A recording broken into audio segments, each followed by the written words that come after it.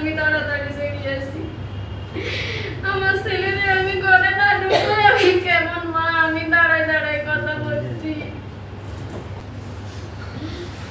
এরপরে আমার ভাগিনার কাছে ফোন আসে, আমি গুলি খা আমার ভাগিনারে বলে সিয়া গুলি গেছে, ওরা মুড়ি বলিস না।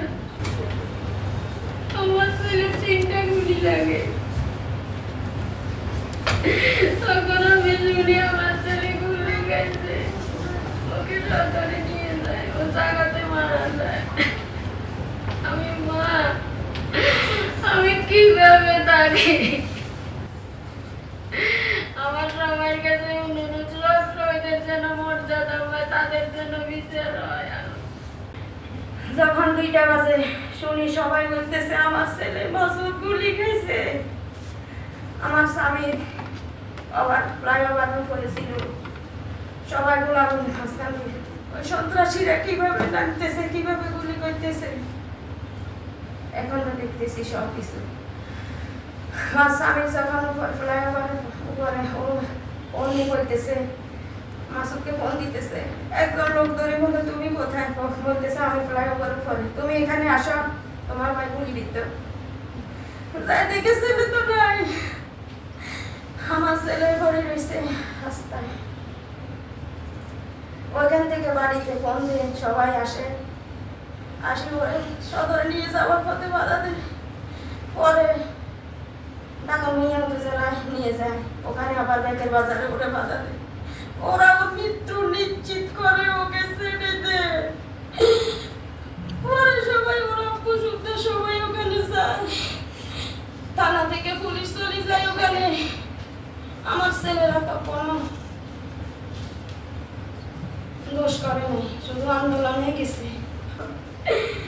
কি দোষ ছিল আমাদের সন্তানদের?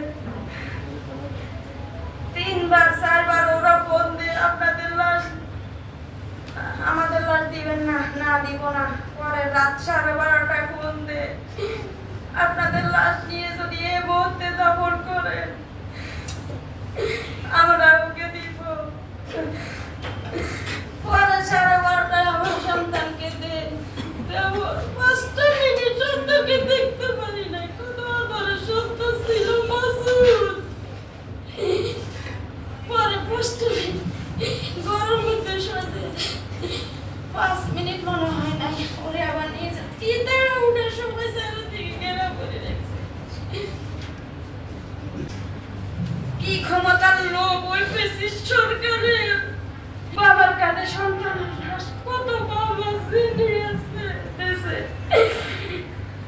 কিভাবে সহ্য করবে ওই বাবা?